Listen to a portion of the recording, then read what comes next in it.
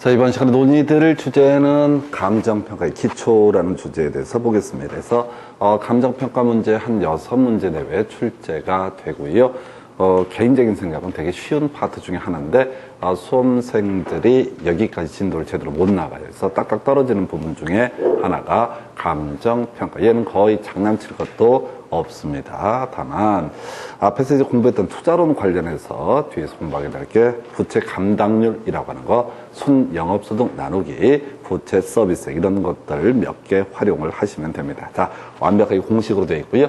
제일 영향가 없는 게 가치와 가격이라는 개념이 있게 됩니다. 그래서 이 가치하고요, 가격. 근데 실제 이제 문제 구성을 해 갈 때는 혼용해 씁니다. 그런데 아주 옛날에 이제 문제 17회, 18회 요때 한참 유행했던 것이 가치와 가격이라는 개념. 그래서 먼저 가치라고 하는 거, 앞으로 발생하게 될 장래 기대되는 유무형의 편익을 현재 값으로 환원하는 값. 그래서 우리가 투자론 할 때 그런 거 있었죠. 화폐 시간자 가치라고 해서 장래에 발생할 수익이라고 하는 것을 현재 값으로 환원한다, 할인한다라는 표현을 썼었고요. 그래서 결론이 정리하면 가치라고 하는 것은 현재 값이다라는 표현을 쓰게 됩니다. 이에 비해서 가격이라고 하는 것은 과거에 대상 부동산의 거래 사례라고 하는 거, 그래서 과거의 값을 가리켜서 가격이라고 부릅니다. 그래서 가장 간단하면서 가장 나름 어렵게 나왔던 게 가치는 현재 값이고 가격은 과거의 값이다라고 하는 거, 가치는 현재의 값이고 가격은 과거의 값이다라고 하는 거 묶어서 구성을 해요. 그래서 예를 들어서 가치는 미래 값이고 가격은 현재 값이다, 이런 식으로 하나의 지문으로 구성했던 사례가 있습니다. 그 정도가 있겠고요.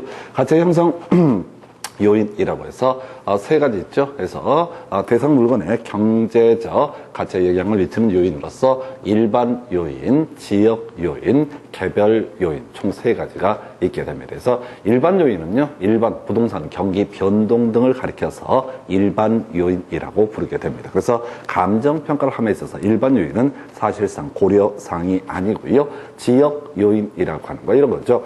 어떤 아파트에 대한 감정평가라는 것을 함에 있어서 같은 브랜드의 같은 평면 디자인, 같은 아파트라고 할지라도 동네마다 가격이 달라질 수 있다. 그게 바로 지역 요인의 차이 때문에 그런 것이다. 서울의 강남 이런 데는 값이 비싸고 등등하다 보니까 같은 브랜드의 아파트라 해도 비싸게 될 것이고요. 시골에 상대적으로 소도시에 있는 아파트들은 좀 싸게 될 것이다. 이게 지역 요인. 그래서 나중에 이제 지역 요인은 인근 지역과 유사 지역이라는 용어를 공부를 하게 됩니다. 그 다음에 이제 개별 요인. 자, 같은 30평대 아파트를 할지라도 최근에 올 수리를 했다. 그러면 가치가 올라가게 될 것이다. 그래서 감정평가를 함에 있어서는 지역 요인을 통해서 대량의 가격 수준을 파악하고요. 개별 요인을 통해서 그 구체적인 가격을 획정 또는 확정하는 과정. 그래서 감정평가에 있어서는 소위 가치 형성 요인 중에서 지역 요인하고 개별 요인이라는 것만 검토를 하게 됩니다. 근데 다음은 과거 시험 지문 중에서 가치 형성 요인이란 일반 요인, 지역 요인, 개별 요인 등을 말한다, 이런 식의 지문도 답으로 뽑았던 바가 있습니다. 아주 그냥 거저주는 문제 중에 하나죠. 그 다음에 이제 가치 얘기를 할 때 가장 중심이 되는 거, 우리가 감정평가를 할 때 제가 아까 가치와 가격이 혼용해 쓴다라고 이렇게 했었는데, 바로 여러 가지 가치라는 개념이 있을 수 있는데 시장 가치라고 하는 거, 그래서 감정평가를 할 때는 시장에서 얼마의 가치가 있는가를 검토하는 것, 이게 원칙적인 방법이 될 테고, 다만 뒤에서 곧 논의하겠지만 시장 가치 외의 가치를 기준으로 평가하는 경우도 존재할 수 있습니다. 뭐 그러다 치고요. 시장 가치 기본 정의, 정사자, 통상적 시장이라고 하는 거, 정통한 당사자, 그 다음에 성립할 가능성이 가장 높다고 인정되는 가격. 겁나 길어요. 그래서 뭐 시험 문제를 구성할 때는 시장 가치 이런 표현을 쓰게 되면은 무조건 틀리게 구성합니다. 너무 길기 때문에 이걸 줄이다 보니까 말도 안 되는 소리를 하게 돼요. 그래서 시장 가치, 나중에 이제 토지 가격 할 때도 계속 논의가 될 주제인데, 시장 가치의 기본 정의, 통상적 시장, 정통한 당사자, 성립할 가능성이 가장 높다고 인정되는 가격. 시장 가치는요, 통상적 시장, 이 물건의 정통한 당사자 사이에 성립할 가능성이 가장 높다고 인정되는 가격. 이걸 우리가 시장 가치라는 용어를 쓰게 됩니다. 그래서 하여튼 감정평가는 원칙적으로 시장 가치에 따라서 이루어져야 된다. 그러나 일정한 경우 시장 가치 외의 가치를 기준으로 감정평가할 수 있다. 이런 것이 감정평가에 관한 규칙이라는 내용의 한 내용이 됩니다. 그렇다 치고요. 자, 가격이라고 하는 거, 이것도 너무 오래전에 나왔던 그런 주제인데요. 가격은 과거의 값이다라고 했었고요. 가격의 형성 요인이라고 해서 세 가지, 효용이라고 하는 거, 그 다음에 유효 수요, 세 번째 이슈가 되는 게 희소성이라고 하는 거, 요 세 가지 요건이 충족이 돼야지 가격이라는 것은 성립할 수 있다. 예를 들어서 효용이라고 해서 자, 길거리에 굴러다니는 돌 같은 거 쓸모가 없다. 그러면 그건 가격이 형성될 수 없다. 두 번째, 자, 지금 달나라 여행 뭐 이런 것들 요즘에 이제 뭐 거기 얼마 내면 갈 수 있다 이런 얘기를 하기도 하는데, 일단은 대부분 그렇다는 가격 자체가 의미가 없죠. 왜냐면 그 비용을 지불하고 달나라를 갈 수 있는 사람이 없기 때문에 기본적으로. 해서 유효 수요라고 하는 것은 지불 능력을 전제로 한 수요 이렇게 해석하고요. 세 번째, 지금 이제 지금 상대적 희소성이라고 하는 거, 산소 얘기를 하게 되죠. 산소 같은 것은 자, 효용도 있고 또 경우에 따라서 유효 수요도 있을 겁니다. 뭐 전에 그 보도 보면 산소 캔 뭐 이런 게 있어가지고 히말라야 산소를 담아다 판다 이런 또 해외 토픽 이런 것들을 봤던 적이 있는데, 결과적으로 산소 같은 건 상대적 희소성 이게 없기 때문에 가격이 성립하지 않는다. 다만 시험 문제 구성할 때는 항상 유효 수요라고 하는 것을 출제 이슈로 삼았던 바가 있습니다. 근데 지금 가치도 가격도 둘 다 아주 오래전에 나왔던 그런 주제들이에요. 그래서 요거 볼 때는 그냥 그런 거보다 다시 갑시다. 가치는 현재 값이고 가격은 과거의 값이다 라고 하는 거. 그 다음에 가치라고 하는 것에 영향을 미친 요인, 일반 요인, 지역 요인, 그 다음에 개별 요인이라고 하는 거. 그리고 가치하면은 가장 대표적인 것이 시장 가치, 바로 통상적 시장 정통한 당사자 성립할 가능성이 가장 높다고 인정되는 가격을 가리켜서 뭐라고 한다? 시장 가치. 보시다시피 이 가격이라고 하는, 가액이라는 개념하고 가치하고 막 혼용이 막 쓰고 있어요. 그래서 억지로 이렇게 설명을 드리고요. 그 다음에 가격의 성립 요건으로서 효용과 유효 수요, 그리고 상대적 희소성 이런 것들이 있어야지 가격은 성립하게 된다. 요렇게 뼈대를 잡게 됩니다. 그래서 자, 이게 가치와 가격이라는 개념 제일 밋밋하고 재미가 없어요. 출제빈들도 현재 거의 나오지 않는 파트. 어찌됐든 간에 지금 제가 수업을 진행을 해드리는 것은 우리 한 15년 정도의 시험에 나왔던 것들 옛날 거라도 하나씩 체크를 해보고 있습니다. 그래서 자, 제일 먼저 가치와 가격의 개념에 대해서 보셨고요. 이제 가격을 중심으로 보게 되는데, 가격의 제1원칙이라고 하는 것이 있습니다. 그래서 자, 변동의 원칙, 적합의 원칙, 균형의 원칙이라는 개념이 있게 될 것이고요. 자, 그래서 얘는요, 자, 제가 이거 볼 때마다 혼자서 머리를 막 쓰다듬습니다. 그래서 내가 발견했거든요. 3개. 원래 일반적인 부동산 학개론 교재에는 가격의 형성, 원인이라 할 수 있는 가격의 원칙으로서 한 8개인가 9개가 있어요. 근데 지금까지 15년 전 문제를 제외하게 되면, 자, 16년 전 문제구나. 그걸 제외하면 15년 동안은 요 최대 3개를 가지고 주구장창 출제가 이루어집니다. 요는 이렇게만 내더라도 사람들이 다 틀려요. 자, 바로 뭐 기회비용의 원칙이라든가 대체 원칙이라든가 수많은 원칙이 시험 지문에 막 뜰 거예요. 얘 다 개무시하시고 그저 변동의 원칙, 그 다음에 적합의 원칙, 균형의 원칙이란 이 3가지만 가지고 시험 문제를 100% 답을 구성을 합니다. 근데 변동의 원칙 이것도 마찬가지야. 뒤에서 필요한 개념이기 때문에 설명을 드리는 거지 시험 문제 구성할 때 거의 영향을 주지 않습니다. 그런데 이 적합의 원칙과 균형의 원칙이라고 하는 이런 문제가 나오면 무지하게 문제가 어렵게 구성이 돼요. 너무너무 어렵게 구성돼. 일반 수험생들은 거의 뭐라는 거야 라는 생각이 들 정도로 짜증나게 어렵게 구성이 돼요. 그럼 어떻게 하면 돼요? 그냥 바로 적합의 원칙 또는 균형의 원칙 찍으시면 돼. 100% 답이니까. 나중에 이제 기본서 나오게 되면 그거 이제 볼 거예요. 되게 말을 어렵게 꾸며놨어. 근데 뭐 어떤 표현이 됐든 신경 쓰지 말고 그냥 적합의 원칙, 균형의 원칙만 그냥 찍어버리면 100% 답이에요. 놀라울 정도예요. 그러면 너무 쉬운 게 아니냐? 그게 아니에요. 이게 이 파트가 왜 어렵게 문제 구성이 되냐면 답은 정해져 있어요. 균형의 원칙, 적합의 원칙. 그리고 한 10년 전에 변동의 원칙이 출제가 됐었거든요. 그러니까 모든 문제는 지금 모든 출제위원들이 균형의 원칙 아니면 적합의 원칙만 갖고 출제를 한다고요. 근데 계속 이게 한 3년에 한 번씩 내거든요. 계속 내다 보니까 이게 너무 쉽잖아. 지난번 문제랑 자꾸 똑같은 느낌을 줘. 그러니까 점점 사례를 어렵게 막 구성을 해요. 자, 그래서 일단 개념부터 보시고 사례들을 한번 설명을 드리겠습니다. 변동의 원칙이라고 하는 거. 가격은 가치 형성 요인의 변화에 따라서 변동되게 된다라는 원칙. 가치 형성 요인이 뭐가 있었죠? 일반 요인, 지역 요인, 그리고 개별 요인이라고 해서, 그래서 먼저 일반 요인은 별 필요가 없을 테고 지역 요인이라고 하는 거, 어떤 지역이 미개발지였다. 근데 그 토지하고 앞으로 개발이 되고 나서 그 토지라고 하는 분명히 가격이 달라지게 될 겁니다. 바로 일반 원자, 지역 요인의 변동 때문에 가격의 변화가 발생한다. 두 번째, 아파트 다른 조건이 동일하다라고 전제했을 때, 자, 지금 5년 된 아파트하고요, 15년 된 아파트 당연히 어떻다. 재건축이니 뭐니 다 논의해서 빼버리게 되면 5년 된 아파트가 15년 된 아파트보다 당연히 비쌀 것이다. 새 아파트니까. 이런 식의 논리 구조, 이런 식의 논리 구조, 이걸 우리가 뭐라고 한다? 변동의 원칙. 그래서 나중에 감정 평가할 때요, 자, 시점 수정 이런 개념이 나오게 됩니다. 그래서 우리가 이제 특히 거래 사례 비교법이라고 해서, 자, 5달 전에 이 동네에서 아파트 30평짜리 하나 거래가 됐는데, 지금 비슷한 아파트가 만약에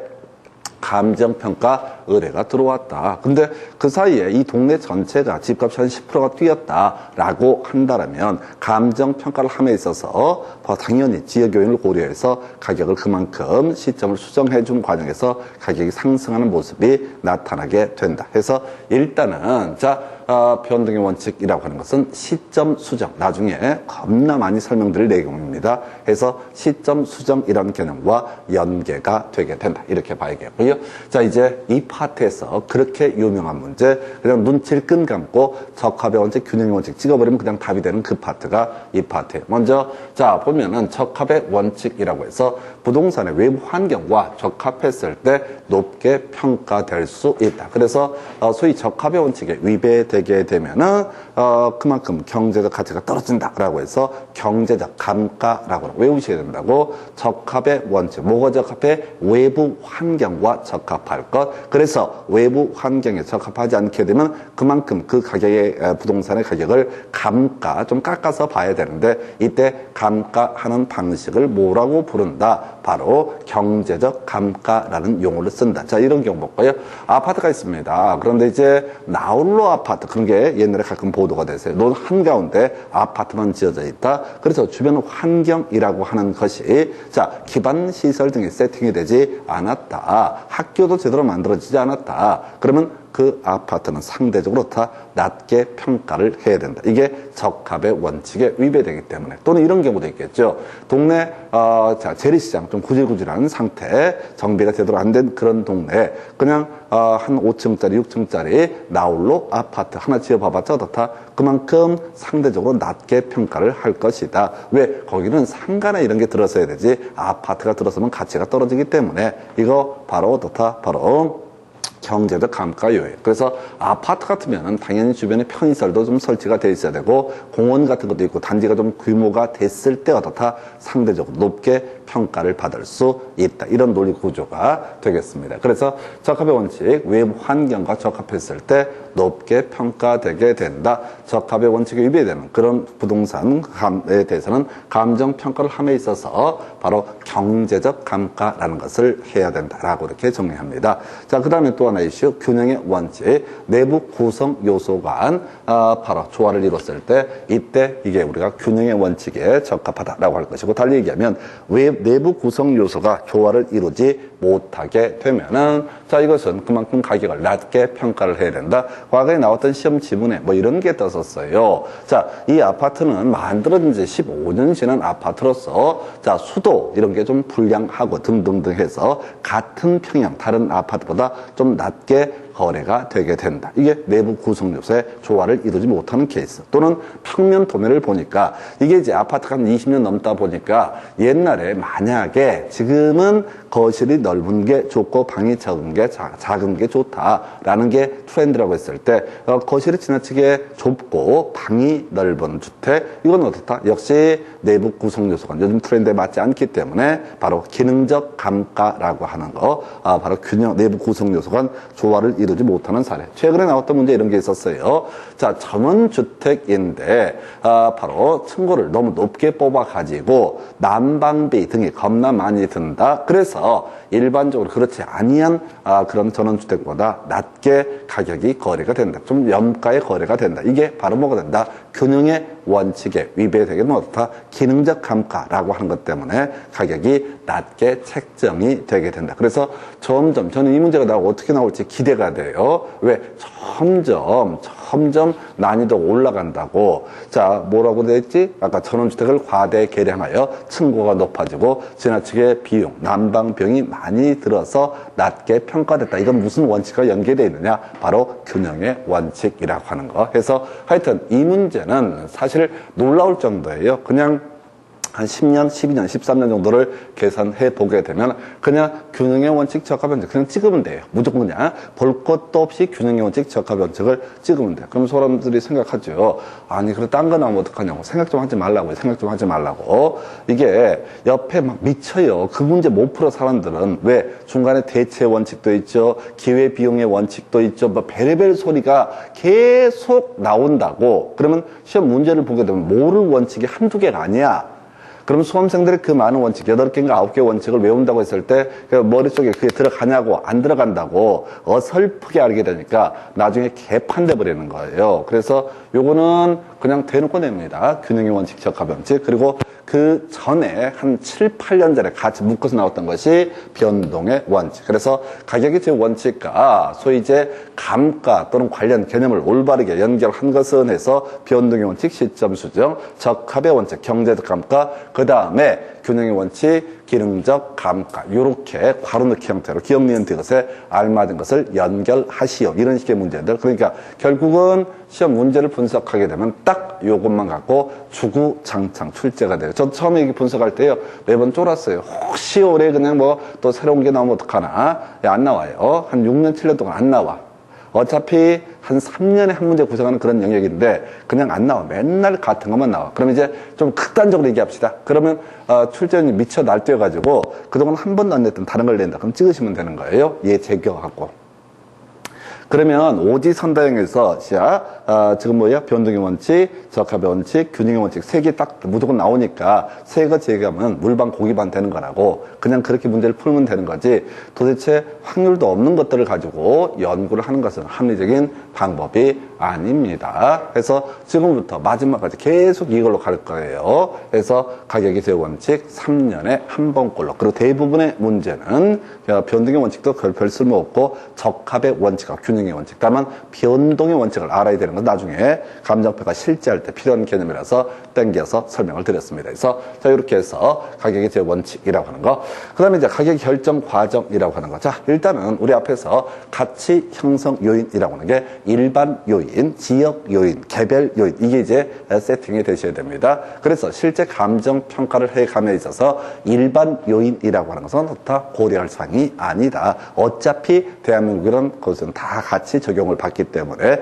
그래서 실제 감정 평가를 할 때는 지역 요인이라고 하는 거 그리고 개별 요인 요 두 가지를 가지고 감정 평가 들어온 물건의 가격을 평가를 하게 됩니다. 그래서 먼저 지역 요인이라고 하는 거 자 지역 분석이라는 용어를 쓰고 있네요. 그래서 지역 분석을 통해서 가격 수준 대략의 가격 수준을 파악한 다음에 개별 분석을 통해서 구체적 가격을 확정을 한다. 그래서 자 범계획 인근에 목련 아파트라는 데가 있어요. 자 지금 301동 206호에서 감정평가 의뢰가 들어왔다. 그럼 감정평가업자는 이 동네에서 거래되는 가격이 대충 얼마냐? 한 5억대 되더라. 그럼 5억대부터 시작을 하는 거야. 근데 그 206호가 최근에 많이 수리를 해가지고 다른 아파트보다 가치가 좀 높다라고 하게 되면 조금 더 증가, 가격을 더 올리는 방식으로 감정평가액을 결정한다. 그래서 이 얘기를 정리하면 지역 분석을 통해서 가격 수준을 파악하고 개별 분석을 통해서 어떻다?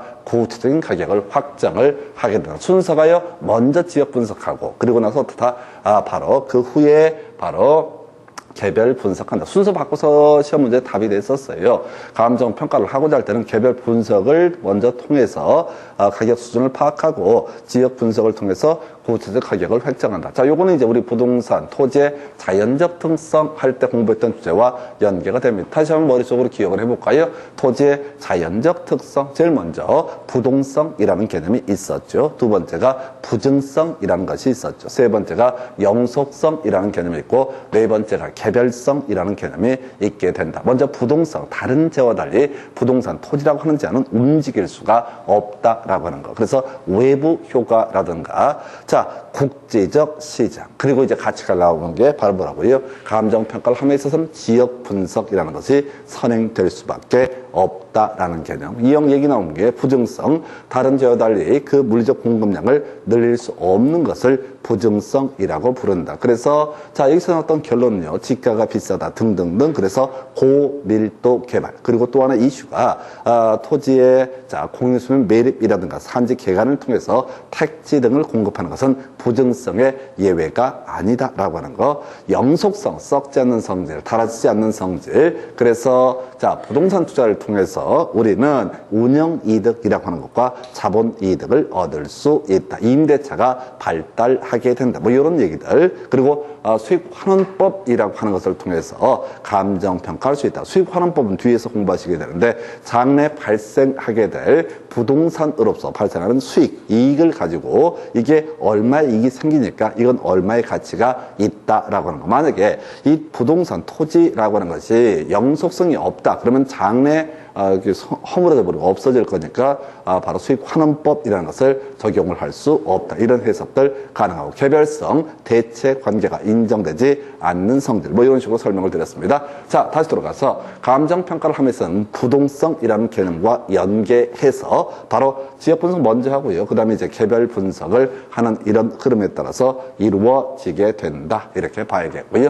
그리고 나서 이제 지역 분석 두 가지 영역으로 구분을 하게 됩니다. 그래서 인근 지역하고요, 유사 지역이라고 하는 것으로 구분을 하게 된다. 그래서 자, 지역 분석은 인근 지역이 될 수도 있고 유사 지역이 될 수도 있다. 그럼 동일 수급권은 뭐냐라고 했을 때 인근 지역 플러스 유사 지역을 묶어서 부를 때 뭐라고 한다? 동일 수급권이라고 부릅니다. 먼저 인근 지역부터 보겠습니다. 자, 대상 부동산이 속한 지역으로서 라고 되어 있죠. 대상 부동산이 속한 지역으로서. 자, 그 다음에 부동산의 이용이 동질적이고 가치 형성 요인 중 포인트 지역 요인을 공유하는 지역. 아까 우리 가치 형성 요인에는 일반 요인, 지역 요인, 개별 요인이 있었다고 그랬죠. 그래서 만약에 범계역 인근 상권에 영향을 받는다. 이게 지역 요인을 공유한다. 해서 자, 이런 얘기입니다. 지금 범계역 인근에 있는 목련 아파트에 대한 감정 평가를 하고자 한다라고 하면 이 동네에서 4달 전에 거래가 됐던 사례를 기준으로 이 문제 가격을 평가하는 방식.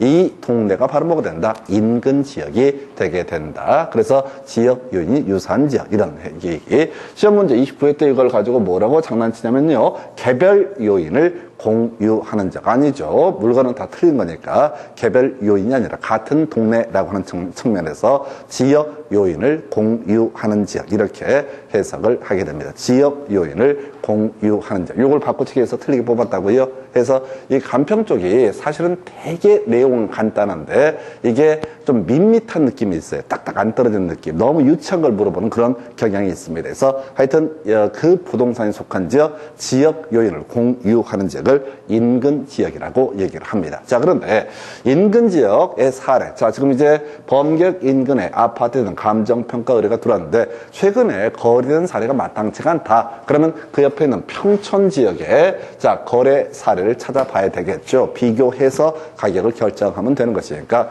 그래서 평촌 지역처럼 범계역 인근 지역과 평촌 지역은 옆 동네입니다. 그래서 자, 범계역 입장에서는 그게 뭐가 된다? 유사 지역이라고 한다. 그래서 이 동네에서 살 수도 있고요, 이 동네에서 살 수도 있거든요. 사람이라는 게 옮겨갈 수가 있거든요. 그래서 유사 지역이라고 하는 거, 그 부동산이 속하지 아니한 지역, 옆 동네를 가리켜서 유사 지역이라고 부르게 된다. 그래서 나중에 감정평가를 할 때는요. 자, 유사지역 사례를 활용해서 감정평가를 할 때는 인근 지역과의 지역 요인을 비교 검토한다. 그럼 이제 이걸 제가 묶어서 한번 설명을 드려볼까요?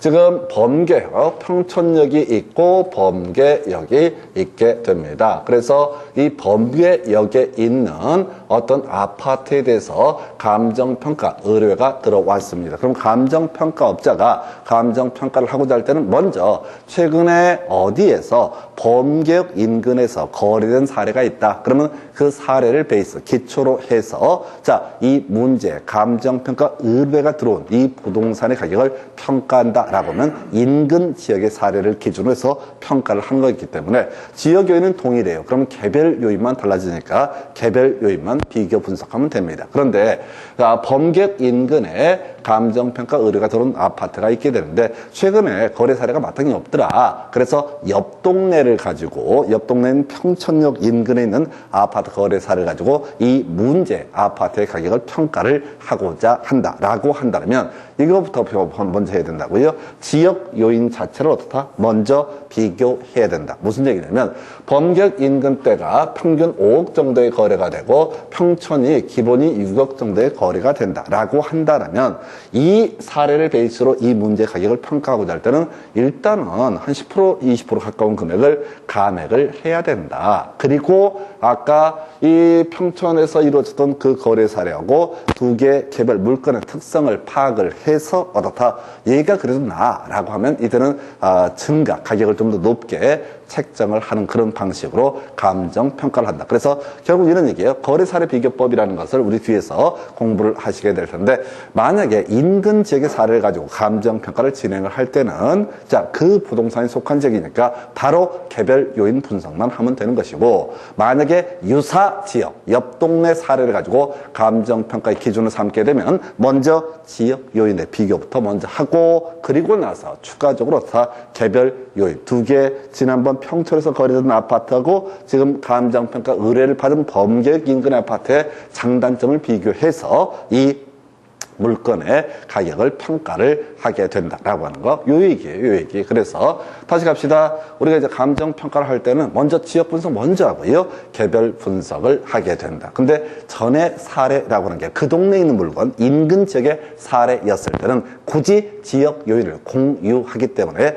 지역 요인은 똑같으니까 굳이 비교할 필요가 없을 것이고 그다음 뭘 해야 된다고요? 바로 개별 요인 분석을 통해서 그 감정 평가액을 결정을 할 수가 있다. 이런 얘기고 한편 유사 지역의 사례를 베이스로 해서 감정 평가액을 결정을 하고자 한다라고 한다라면은 이때는 먼저 지역 요인의 비교치를 비교해주고 그리고 나서 어떻게 한다고요? 개별 요인의 비교치를 또 검토해서 종국적으로 그 부동산의 가격이라는 것을 획정을 하게 된다 해서 뭐 이런 얘기예요. 그런데 이 보시면 좀 거슬리는 게 있어. 동일수급권이라고 하는 정의인데 대상 부동산과 대체 혹은 경쟁 관계가 성립하고 가치 형성에 서로 영향을 미치는 관계에 있는 다른 부동산이 존재하는 권역을 가리키며 인근 지역과 유사 지역을 포함한다라고 되어 있죠. 이게 말을 개떡처럼 만들어놨어. 그냥 우리 공부하실 때는 인근 지역 플러스 유사 지역을 부를 때 뭐라고 합니다? 동일 수급권이라고 부르게 됩니다. 그래서 이게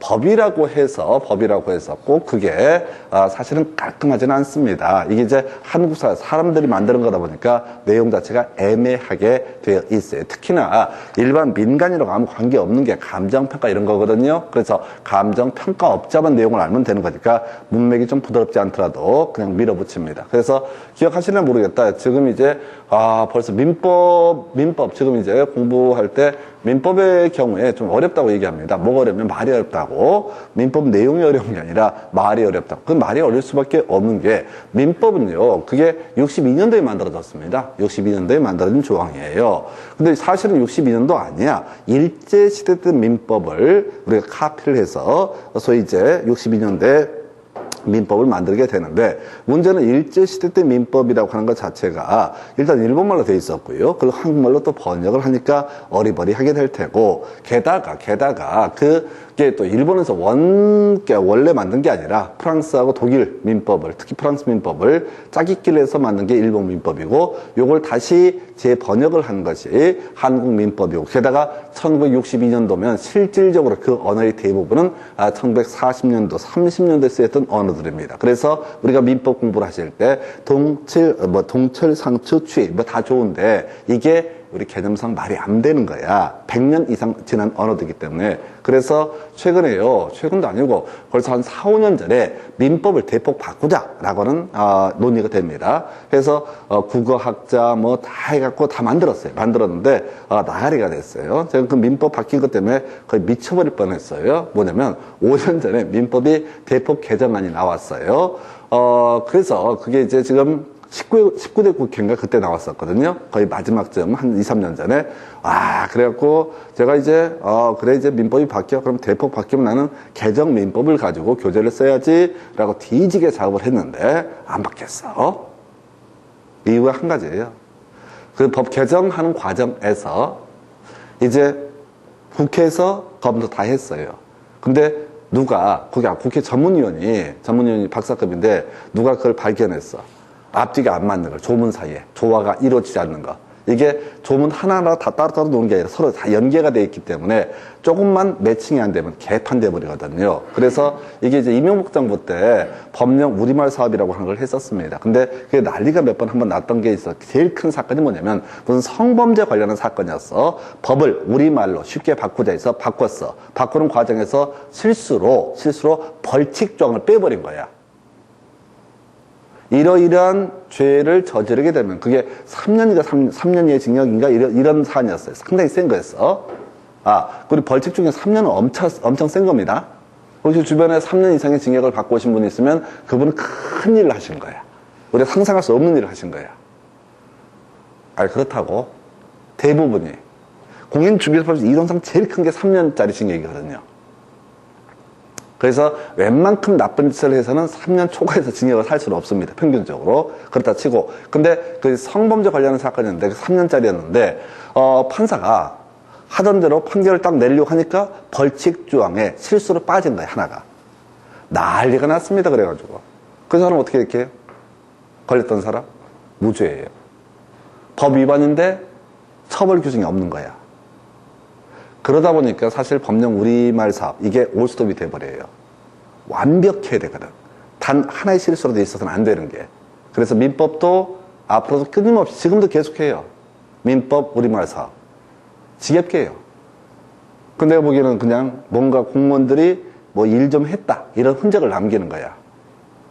근데 꼭 한두 개, 그 수많은 조문 사이에 하나라도 미스가 나면 큰일 나기 때문에 그러고 못하는 겁니다. 다시 돌아가서 못 얘기에다가 동일수급권, 용어가 좀 어렵다고. 동일수급권, 인근지역, 유사지역을 묶어서 부를 때 뭐라고 한다? 동일수급권. 다시 갑시다. 자, 지금 인근지역은 뭐라고 했어요? 그 부동산이 속한 지역으로서 다 필요 없고 제일 끝에 말이 지역 요인을 공유하는 지역. 그 부동산이 속하지 아니한 지역을 가리켜서 유사지역이라 부른다. 그래서 만약에 인근지역의 사례를 가지고 감정평가의 기준을 삼게 되면 지역 요인은 비교할 필요가 없을 것이고 개별 요인만 비교해서 감정평가액을 결정하면 될 것이고, 이에 대응해서 유사지역의 사례를 가지고 감정평가를 진행을 하고자 할 때는 지역 요인도 다 비교해야 된다. 이런 식의 논리 구조로 삼습니다. 그래서 하여튼 얘도 요것도 하나의 이슈가 되고, 자, 지역 요인을 공유하는 지역, 이것도 출제 이슈가 됐었고요. 순서, 자, 개별 분석 먼저 한 다음에 지역 분석을 해야 된다 해서 이렇게 과거에 나왔던 것들 설명을 드렸습니다. 그 정도 보셨고요. 그 다음에 이제 부동산 가격 공시의 체계라고 하는 거, 이거 어디서 한번 이미 공부하셨었냐면 저기서 한번 공부하셨어요. 어디에서? 바로 정책론 할 때 설명을 드렸습니다. 정책론이라고 하는 영역에서 부동산 가격 공시의 체계라고 하는 거, 이게 정책론에서도 자 30회 탐문제 구성되는데 그와는 별개로 부동산 가격 공시법이라고 하는 이 법을 통해서 무조건 1년에 한 문제가 구성이 되게 됩니다. 근데 이 문제를 접근해 가실 때는요, 29회 때 문제가 좀 어렵긴 했었는데 전반적으로 체계만 잡으시면 대략 법 체계만 잡고 있으면 개별 법조문을 외우지 않더라도 거의 다 문제를 푸실 수가 있습니다. 체계 잡으셔야 돼. 해서 지금 우리가 외울 때는 이렇게 하는 거예요. 토지 가격 공시, 단독주택 가격 공시, 그다음에 공동주택 가격 공시 이렇게 공부를 하셔야 됩니다. 지금 제가 보기에 편하게 자 주택 가격이라는 표현을 썼는데 주택 가격은 잊어버리시고요. 자 가격이라고 하는 거 세 가지로 접근합니다.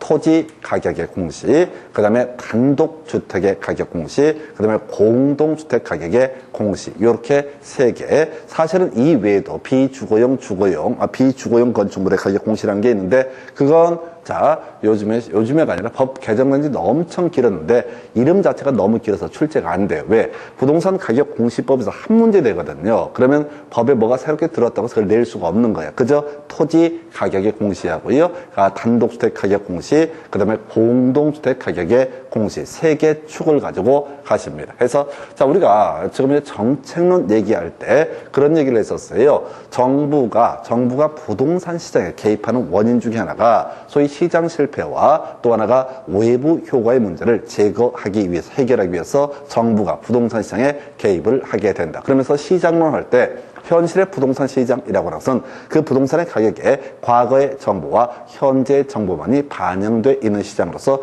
불완전 경쟁 시장에 따라서 이때 자원의 효율적 할당, 배분이라는 것이 이루어지지 않는다. 그래서 정부가 이 가격 정보라고 하는 것을 우리 국민들에게 직접 제공을 한다는 것은 확률상 뭐라고요? 자원의 효율적 할당, 배분이라는 것이 가능해진다. 그러니까 전처럼 아예 토지 가격 공시 체계가 없던 시절에는 땅을 사고 팔 때 기준점이 전혀 없는 거야. 그러니까 지금은 그래도 개별 공시지가라는 개념이 있으니까 이게 싸다 비싸다 뭐 개발 가능성이 있으니까 좀 더 높게 이런 것들을 검토할 수 있는데 애초에 그 개별 공시지가는 뭐 이런 게 없던 시절 83년도 이전만 하더라도 아사리판입니다. 그냥 완전히 그냥 어둠 속에서 더듬어서 물건 찾는 이런 식으로 가격이 책정이 됩니다. 그래서 정부에서는 이 가격 정보 제공을 통해서 자원의 효율적 할당 등을 도모를 하게 된다. 이런 논리 구조인데 가십시다. 토지 가격이라고 하는 거 먼저 자 국토부 장관이 전국에 50만 필지에 대해서 가격을 매깁니다. 이걸 뭐라고 한다? 표준지 공시지가라고 부릅니다. 그래서 국토부 장관이 전국에 50만 필지에 대해서 가격을 매긴다. 이걸 뭐라고 한다? 표준지 공시지가. 그러면 이 국토부 장관이 안양시의 토지도 몇 개, 과천시의 토지도 몇 개, 수원시의 토지도 몇 개씩 개별자 표준지라는 것을 선정을 해서 가격을 매기게 되면 수원시장이, 안양시장이, 과천시장이 나머지 토지에 대해서도 다 그 표준지의 가격을 기준으로 해서 일일이 다 가격을 매기게 됩니다. 이걸 뭐라고 한다? 개별 공시지가라고 부르게 됩니다. 그래서 표준지 공시지가는 그 자체가 목적이 아니라 앞으로 개별 시군구청장이 개별 공시지가를 결정하는 기준점으로서 쓰도록 하기 위해서 개별 공시지가라는 것을 공시를 하게 됩니다. 그래서 자 지금 보면은 표준지 공시지가 국토부 장관이 매년 공시 기준일 1월 1일 기준으로 봅니다.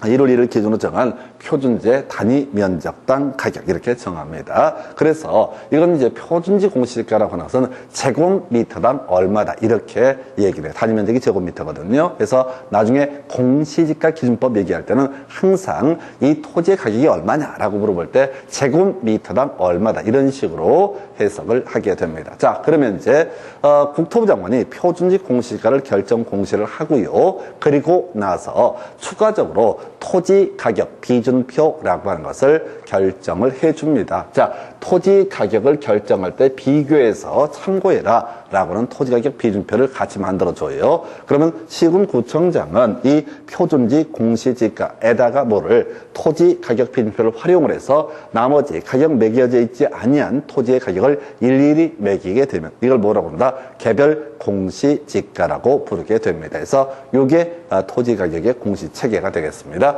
이에 대응해서 자 단독 단독주택의 가격 공시책에 국토부 장관이 전국의 단독주택 중에서 샘플을 뽑습니다. 그걸 이름하여 표준주택이라고 이름을 붙이고요. 이 주택의 가격을 매겨놓은 것을 표준주택 가격으로 정합니다. 그럼 구조가 똑같아. 아까 표준지 공시지가에서 자, 토지 가격 비준표를 활용해서 개별 공시지가를 정하듯이 표준주택 가격을 기반으로 해서 자, 바로 주택가격 비준표를 활용해서 뭘 한다? 나머지 주택의 가격을 매기면 이걸 뭐라고 한다? 개별주택 가격이라고 부르게 됩니다. 그래서 지금 토지 가격하고요. 단독주택의 가격 공시책은 똑같습니다. 한편 자, 공동주택 가격. 자, 국토부 장관이 조사평가에서 공시한 공동주택의 적정 가격 이렇게 정해요. 그래서 아파트는요. 자, 지금 샘플 뽑아서 가격을 뽑는 것이 아니라 전국의 아파트에서 일괄적으로 국토부에서 가격을 공시를 합니다. 그래서 이걸 공동주택 가격이라고 정의를 하게 됩니다. 그럼 이제 스토리가 이렇게 가야 되는 거예요. 이게 나중에 볼 때 표준 또는 개별 들어갔을 때 이걸 일괄적으로 외워버리는 방법이 뭐냐면은 자, 30회 때도 그런 문제 나왔었어요. 표준주택 가격은 시군구청장이 표준주택 가격을 공시한다 해서 틀리게 뽑았던 바가 있습니다. 그래서 요거 외울 때는 이런 식이죠. 개별 들어가 있으면 다 누가 한다? 시군구청장. 개별 없으면 누가 한다? 국토교통부 장관. 그러니까 개별 없는 게 표준지 공시가 표준주택가격, 그리고 또 하나가 공동주택가격이라고 하는 거. 그리고 뒤에서 뭐 지적해 드리겠지만 이 문제는 거의 공식이 정해져요. 특히 표준주택가격 갖고 지겹게 냅니다. 뭐라고 얘기하냐면 단독주택과 공동주택 중에서 선정한 표준주택의 가격하면 함정이에요. 자, 우리가 단독주택 중에서 선정한 주택, 이것을 표준주택이라 부르고 이것의 가격을 표준주택 가격이라고 정의를 하게 된다. 이렇게 정리를 하게 됩니다. 자, 이 그림만 정확하게 자, 머릿속으로 정리를 하셔야 돼. 텍스트가 중요한 게 아니라 자, 표준지 공시지가 국토부 장관, 그러면 그걸 받아서 시군구청장이 개별 공시지가 다 매기게 된다. 표준주택 가격을 국토부 장관이 공시하게 되면 시군구청장은 그걸 받아가지고 나머지 단독주택에 대해서 가격을 다 매기면 그걸 뭐라고 한다? 개별주택 가격이라고 부르게 된다. 예, 그리고 공동주택 가격은 아예 국토부 장관이 공시한다. 그래서 개별 들어가 있으면 시군구청장, 개별 없으면 누가 한다? 국토교통부 장관. 이 책에 잡으셔야 돼. 거의 대부분의 문제는 이걸로 다 해결하실 수 있게 문제 구성이 이루어지게 됩니다. 해서 요렇게 확인을 해 보셨고요.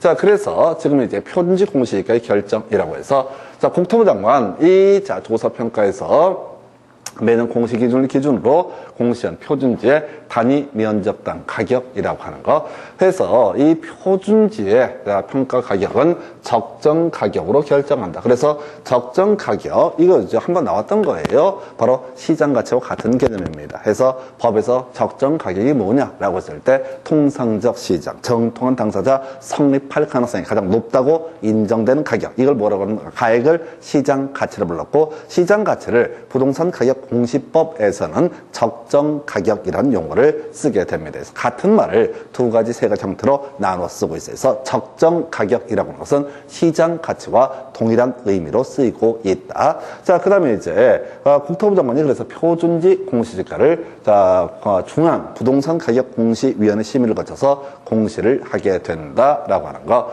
이게 이제 국토부 장관이 뭐 한다고 되는데 국토부 장관 뭘 알겠습니까? 모르죠. 그냥 국토부 장관 이름으로 나가는 거고 실무를 담당하는 것은 중앙 부동산 가격 공시위원회. 그러면 이제 시군구에서는 시군구 부동산 가격 공시위원회 이렇게 타이틀을 갖게 됩니다. 자, 그리고 나서 토지가격 비준표라고 하는 거 앞으로 뭐라고요? 개별주택 가격, 개별 공시지가를 결정하기 위한 수단이기 때문에 비교해서 미리 이런 기준을 고려해서 나머지 개별 공시지가의 가격을 매겨라라는 토지가격 비준표도 선물로 보내주게 됩니다. 그리고 자, 이 표준지 공시지가에 대한 이의 신청 누구한테 한다? 국토교통부 장관 30일 내에서. 자, 숫자는 일단 다 30일이고요. 공시 누가 있습니까? 국토부 장관이 있습니다. 그러면 이 신청은 누구한테? 국토교통부 장관. 이게 이제 기본 구조예요. 그리고 29회 때 특이한 게 나왔던 게 표준지 공시지가의 효력에서 이게 이제 제, 지, 기 대가리 따서 외우시게 됩니다. 그래서 자, 제공이라고 하는 거, 지표라고 하는 거, 기준이라고 하는 거, 제, 지, 기 해서 29회 때 나왔던 주제, 제, 지, 기, 표준지 공시지가는 어떤 용도로 쓰여, 어떤 것 때문에 이런 걸 만드느냐. 자, 이렇게 되어 있어요. 자, 토지 시장에 지가 정보를 제공하게 된다. 자, 앞에서 아까 불안정 경쟁 시장, 정보가 부동산 가격에 반영되어 있지 않는 시장, 이렇게 미래 정보가 특히 문제가 됐는데, 하여튼 지가 정보를 시장 주체에게 제공하게 된다. 그 다음에 이제 일반적인 토지거래 지표라고 하는 거, 그 다음에 제일 많이 쓰이는 게 뭐라고요? 기준이라고 하는 거, 각종 토지의 기준이라고 하는 거, 제,지,기 해서 요건 이제 던져주는 지문이고요. 이걸 응용 들어가는 것이 그 다음 적용이라는 개념이 됩니다. 해서 겁나 길어요. 공공용지의 자 보상 기준, 뭔 소리인지 몰라. 그 다음에 또 뭐가 있어? 국공유지의 취득 등에 있어서의 가격 산정 기준, 또는 처분에 있어서 가격 산정 기준. 그 다음에 지 나와 있잖아요. 공업용지, 주거용지, 관광용지 등등등에 있어서 분양 또는 공급의 산정 기준. 뭔 소리인지 몰라요. 그 다음에 환지, 체입제 매각, 환지 신청의 산정 기준 이렇게 되고, 토지의 관리 및 매각, 매입 매각, 경매, 재평가 등의 기준 나와 있죠? 네, 지, 기에 다 연결되는 거예요. 각종 토지의 어떤 가격 평가 기준이라는 것이 뭐가 된다? 바로 표준지, 공시지가. 그래서 이 중간에 나와 있는 경매, 공매 이런 거 나와 있는데, 감정평가업자가 자 우리가 부동산 저당권 실행해서 저당권 설정해서 채무자가 채무를 변제하지 않게 되면 법원에서는 경매를 붙입니다. 경매를 붙일 때 최저 매각 가격을 결정할 때는 판사가 결정합니다. 대신 실무적으로 누가 한다고요? 바로 이 표준지 공시가 등을 가지고 나중에 감정평가가 이루어지게 된다. 이런 얘기인데, 하여튼 지, 기 해서 자 제공, 그 다음에 지표, 기준. 제일 중요한 게 뭐라고요? 기준이라고 하는 거. 토지의 기준, 토지의 감정평가의 기준, 토지의 기준. 이걸 하나하나 읽어서는 절대 못 외웁니다. 저 직업적으로 해도 못 외워요. 그냥 토지의 어떤 감정평가 기준 삼는 게 뭐가 된다? 표준지, 공시지가. 혹시 어떤 이유가 있어서 토지든 감정평가를 할 필요가 있다라고 판단되게 되면 바로 뭐를 기준으로? 표준지, 공시지가를 기준으로 그 개별 토지 가격을 산정, 결정을 하게 된다. 그때 기준을 삼는다. 제, 지, 기 해서 제일 중요한 게 뭐라고요? 기준 해서 지표, 땅지자, 땅의 토지의 산정 기준이라고 하는 거, 제,지,기 해서 요것만 하면 다 게임 끝나버려요. 그리고 이제 한두 개 테크니컬한 부분만 체크를 하시면 됩니다. 해서 요렇게 표준지 공시가 하나 보셨고요. 그 다음에 개별 공시가 간단해. 시군구청장이요. 이제 뭐를 가지고 표준지 공시가를 베이스로 해서 자신의 관할구역 안에 있는 나머지 토지 가격을 다 일일이 매긴다. 이걸 뭐라고 한다? 개별 공시지가라고 부르게 된다. 예, 그냥 끝나는 거예요. 그냥 체계만 아시면 끝나는 거예요. 근데 하나 예외가 있죠. 이미 표준지로 선정된 토지, 여기에 대해서는 또 가격을 매길 필요가 있다 없다? 없다. 그래서 이 표준지로 선정된 토지의 표준지 공시지가는 그냥 뭐로 본다? 개별 공시지가로 보게 된다. 이게 출제 포인트. 왜? 예외니까. 일반적으로 시군구청장은 자신의 관할구역 안에 있는 나머지 토지 가격을 일일이 다 결정 공시를 해야 되는데, 이미 표준지 공시지가 있는 그 토지에 또 가격을 매길 필요는 없다. 그래서 이때는 표준지 공시지가를 바로 개별 공시지가로 본다라고 하는 거. 요거 하나 좀 특이한 이슈. 나머지 구조 똑같아. 지금 시군구청장이 결정 공시했으니까 이 시정 누구한테? 시군구청장한테 30일 내 이의신청할 수 있다. 그 다음에 개별 공시지가는 각종 세금 등의 부과 등등등에 있어서 지가 산정을 위한 기준, 큰 의미 없어요. 내용이 너무 간단하기 때문에 이때는 표준지 공시지가의 기준, 자 의미, 제, 지, 기, 제공, 지표, 그 다음에 토지의 산정 기준이라고 하는 거, 요렇게 가는 거예요. 그래서 지금은 구조를 자꾸 보셔야 돼요. 지금 특이한 게 표준지 공시지가의 효력 또는 기준점, 이게 뭐에 하는 거냐, 이것만 좀 특이한 거고, 나머지는 지금 앞에 설명드렸던 그 구조, 국토부장은 표준지 공시지가, 시군구청장은 개별 공시지가. 그래서 공시 한 녀석한테 30일 내에 이 신청을 할 수가 있다라고 하는 거. 이 둘의 관계에서 파생됐던 개념이 바로 표준지 공시지가 이미 선적 가격이 있는 토지는 굳이 개별 공시지가 공시하지 아니할 수 있다. 요런 걸로 거의 다 끝나요. 이게 이제 기본 구조가 되는 거예요. 그러면 나머지 구조 똑같이 가야 돼요. 단독주택의 가격이라고 하는 거 너무 간단합니다. 단독주택의 가격. 먼저 국토부 장관이 단독주택, 전국의 단독주택 중에서 샘플을 뽑아서 가격을 매겨놓은 걸 뭐라고 한다? 표준주택 가격이라고 부르게 된다. 그래서 국토부 장관이 뭐 중에서 단독주택 중에서 선정한 표준주택에 대해서 그 가격을 공시하게 되면 표준주택 가격. 그래서 이것도 뭐라고요? 계속해서 구성이 되는 게 단독주택 중에서 나와 있죠? 맨날 시험 문제 구성할 때는 단독주택과 공동주택 중에서 또는 공동주택과 단독주택 중에서 이런 식으로 트릭을 쓴다고. 자, 앞에 보고 하다 보면 자꾸 이건 실수할 수 있는 게 바로 표준주택 가격이라고 하는 것은 뭐 중에서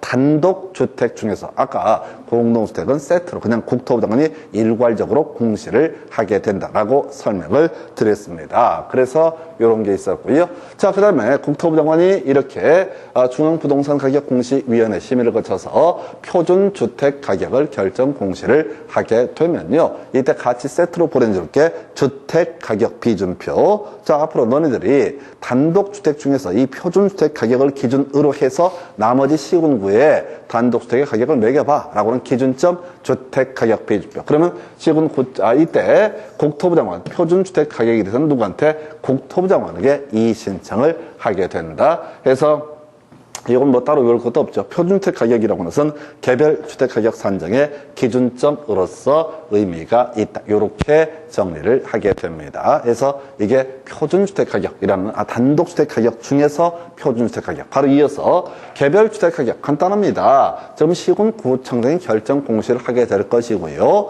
바로 이 표준주택 가격을 기준으로 주택 가격 비준표를 활용해서 나머지 단독주택에 대해서 가격을 다 매기게 된다. 근데 우리 앞에서 체계가 이런 게 있었죠. 표준지 공시가를 기준으로 해서 토지 가격 비준표 활용해서 개별 공시가를 결정 공시를 하게 된다. 이렇게 논의가 됐었던 게 있었지요. 자, 그런데 그 앞에서 표준지 공시가 이미 결정 공시가 된 토지에 대해서는 굳이 개별 공시가를 결정 공시할 필요가 없고 그 표준지 공시지가를 개별 공시지가로 본다라고 쓰는 건 똑같은 구조야. 이미 표준주택 가격 결정이 되어 있으면 시군구에서 그걸 베이스로 해서 나머지 단독주택에 대해서 가격을 매긴 건데 굳이 이 표준주택 가격의 표준주택으로 선정된 주택에 대해서는 굳이 개별주택 가격을 따로 산정할 필요가 없이 그 표준주택 가격을 개별주택 가격으로 산정한다. 이 시정은 누구한테 하겠습니까? 시군구청장. 시군구청장이 결정 공시했으니까 시군구청장 이렇게 가시게 되는 거예요. 그 다음에 개별주택 가격 뭐 큰 쟁점 안 되겠고. 마지막 공동주택 가격. 너무 간단해. 자, 우리 앞에서 국토부 장관이 했던 게 표준지 공시니까 국토부 장관이 했던 것이 단독주택 중에서 표준주택 가격 그리고 국토부 장관이 공시하는 게 뭐라고요? 공동주택 가격이라고 하는 거. 자, 요거는 시군구가 들어가지 않습니다. 그래서 국토부에서 아예 전국의 수많은 아파트 연립 등에 대해서 일괄적으로 가격을 공시를 하게 된다. 그래서 자, 국토교통부 장관이 선정 조사평가에서 공시한 공동주택의 적정 가격. 그래서 국토부 장관이 결정 공시한다. 이 신청 누구한테? 국토교통부 장관한테. 자, 그 다음에 제공 기준이라고 하는 거. 아까 이게 나왔었죠. 제지기. 표준지 공시지가는 제공. 그 다음에 지표 기준이라고 하는 게 이게 29회 때 문제. 이 문제가 28회 때 나왔어요. 가격 정보 제공하고 기준이 되게 된다. 그래서 제기, 제지기, 제기, 제지기, 제기, 제지기, 제기 이런 식으로 이렇게. 근데 자, 우리 개별주택 가격 이런 것도 내용이 없기 때문에 시험 문제 다룰 만한 큰 쟁점은 되지 않습니다. 그러니까 이걸 쭉 이제 기출 문제를 분석을 하잖아요. 루틴들이 발견이 되는 거예요. 자, 28회 때 문제 같은 경우는 제기 요걸 가지고 옳은 것을 고르시오. 그대로 좀 뽑아서 구성을 했고 그걸 본 출제위원이 29회 문제 구성할 때는 표준지 공시지가 활용처 제지기라고 하는 거. 그러면 이제 앞으로 나올 문제가 뭐가 있겠어요? 표준지 공시지가 관련해서 이슈 삼았던 것들, 또 이것도 예상이 될 수도 있겠다. 지기.